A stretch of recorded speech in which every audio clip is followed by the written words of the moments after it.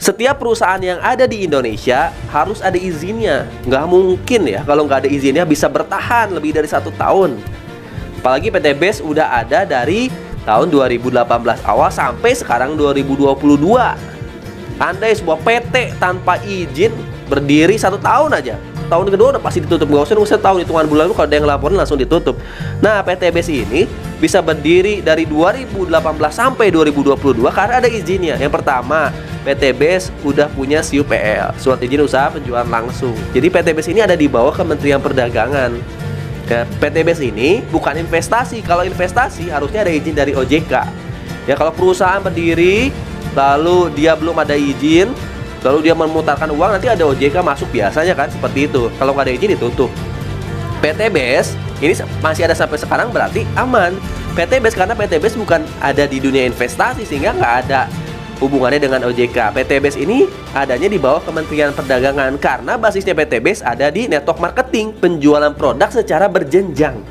Sehingga izinnya itu adalah SIUPL, bukan izin dari OJK berupa produk investasi. Bukan, ini udah salah ya, pernyataan yang salah.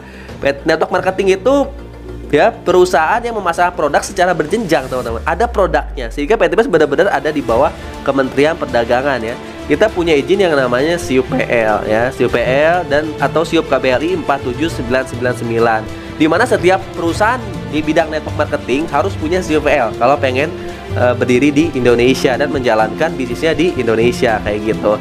Dan PT BES juga udah punya sertifikat keanggotaan dari AP2LI ya, Asosiasi Penjualan Langsung Indonesia gitu.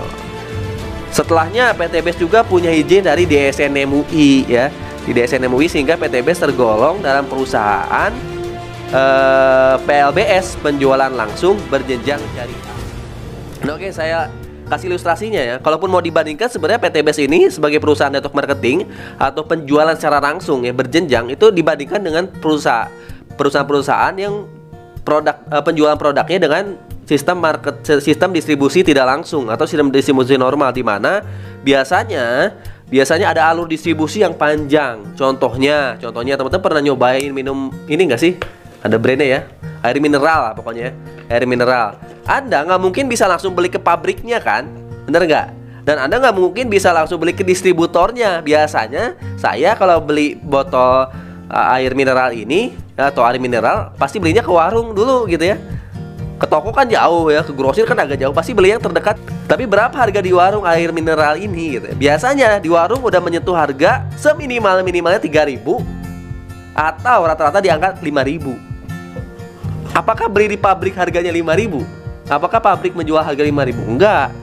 Nah, di distribusi tidak langsung ini, pabrik ini nggak bisa langsung jual konsumen. Ada alur distribusinya yang harus dilalui. Ya, ketika air mineral ini dibuat, brandnya pertama dibuat, pasti harus ada yang namanya iklan dulu sebelum didistribusikan ya teman-teman. Harus ada yang namanya iklan dulu. Pabrik mengeluarkan brand, lalu mengeluarkan iklan dulu. Pastikan iklannya di mana? Di TV, ya, di semua media bahkan air mineral ini ada. Ya, iklan itu. Apakah iklan itu nggak pakai biaya? Oh, pasti pakai biaya. Biayanya kecil nggak? Besar nggak? Pasti besar, teman-teman.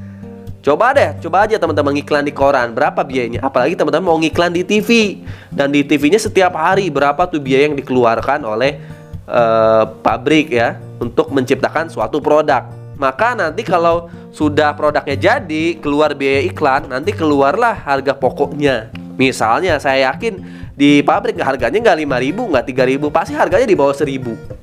Ya, harganya di bawah 1.000. Tapi siapa yang bisa beli ke pabrik gitu kan? Nggak mungkin saya datang ke pabrik mau beli 1 botol. Berarti ada keluar biaya yang besar. Nah, ini masuknya kemana? Masuknya ke alur distribusi yang tidak langsung tersebut, mulai dari distributor, keuntungan dibagi-bagi gitu. Nah, beda dengan perusahaan network marketing atau yang distribusinya itu secara langsung. Nah, produk-produk PT BES teman-teman harus paham. Ada produk pertanian, perkebunan, kesehatan, kecantikan, ada produk untuk penghemat BBM. Nah, produk itu tuh ada pabriknya masing-masing, Bapak Ibu semua. Ada pabriknya masing-masing, tapi karena di sini pakai network marketing, penjualan secara berjenjang, gak mengikuti alur distribusi secara normal. Ini masih di bawah Kementerian Perdagangan, sehingga produk yang diproduksi oleh pabrik langsung dijual, langsung diambil oleh distributor utama, yaitu PT BES Corporation Syariah. Contohnya misalnya ini, misalnya ada salah satu produk kesehatan PTBS namanya Habatus Soda Propolis atau Habs Pro. Di sini di boxnya itu ada keterangan diproduksi oleh PT Habashi Niaga Utama di Depok, Indonesia. Didistribusikan oleh ya PT Bandung Eko Sinergi Teknologi. Jadi distributor utamanya hanya PTBS. Jadi pabriknya hanya menjual ke PTBS. PTBS langsung ke kita konsumen akhir. Ya, jadi distribusinya singkat kan, sehingga biaya-biaya yang harusnya dikeluarkan oleh pabrik dan oleh distributor-distributor itu nggak ada dipangkas. Bahkan biaya iklan pun nggak ada dipangkas. Yang mungkin ya, ini kan kalau kita beli 2.100.000 beli pertama kali ya, 2.100.000 dapat 12 box. Berarti kan per boxnya kita beli nih ya, konsumen akhir yang beli adalah harganya 186.000 kurang lebihnya. Pasti di pabriknya harganya bisa jadi di bawah 100, bisa jadi ya. Saya nggak tahu harga pokok produksinya berapa. Bisa jadi di bawah 100.000. Nah, misalnya di PTBS jualnya menjadi 186.000. Berarti kan ada selisih yang besar. Misalnya selisihnya 100.000.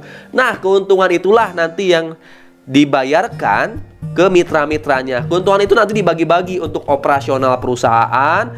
Sisanya nanti untuk bonus komisi, royalti, reward. Besar nggak? Besar banget karena ada selisih yang besar. Yang biasanya selisih keuntungan itu kalau di distribusi yang nggak langsung itu kan didapat oleh media-media untuk iklan, terus alur distribusi ke distributor dan sebagainya ya. Sehingga keuntungan nggak didapat oleh konsumen, tapi di network marketing konsumen pun akan dapat keuntungan ketika konsumen menjadi penjual dari produk tersebut. Karena PTBS sebagai network marketing, perusahaan network marketing, nggak melakukan iklan, nggak melakukan penjualan secara langsung gitu ya, berpromosi secara langsung. Tapi siapa yang berpromosi? Mitra-mitranya. Sehingga keuntungan, selisih keuntungan itu nanti dibayarkan dialokasikan untuk mitra-mitra bisnis.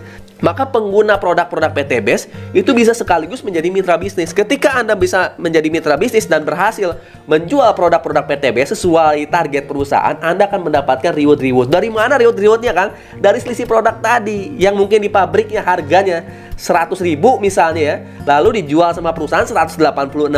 Ada selisih kan 86.000 per box gitu ya. Per box 86.000. Nah, itu yang dibagikan ke kita royaltinya.